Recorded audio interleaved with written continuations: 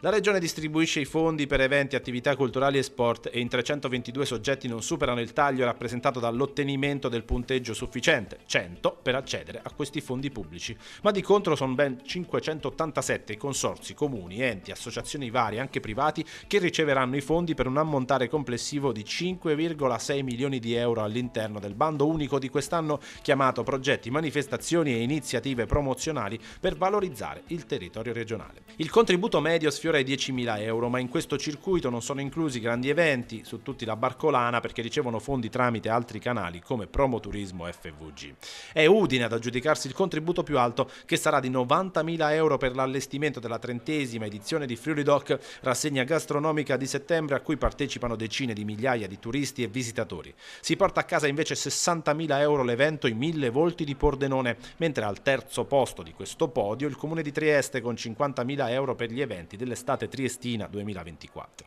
Tra chi riceve 40.000 euro dalla regione c'è Vicino Lontano, Pordenone Legge, così come 30.000 per Ein Prosit con il consorzio di promozione turistica del Tarvisiano, che nel complesso si è aggiudicata circa 230.000 euro di sovvenzioni regionali. 28.000 gli euro versati alla Proloco di San Floriano per l'organizzazione della mostra di Illegio, mentre la Lisagest ne riceve 34.000 per l'organizzazione dell'estate a Sabbiadoro. E poi ancora la rete di imprese Visit Zoncolan, Gusti di Frontiera nel Goriziano, il Teatro Stabile del Friuli Venezia Giulia, ma anche privati come Fabrizio Nonis, noto come El Becker, per le sue 3 produzioni TV che esportano il Made in FVG e a cui andranno nel complesso 70.000 euro. Beffati a quota 99 centesimi 4 enti, la SD Gruppo Podistico Livenza per il 23° Trofeo Città di Sacile, la SD Tri Evolution Sport di Firenze per il Lignano International Triathlon, la Proloco di Monfalcone per la Festa del Vino e del Pesce e la Proloco di Staranzano per la storica Sagra delle Razze. Ci riproveranno però l'anno prossimo.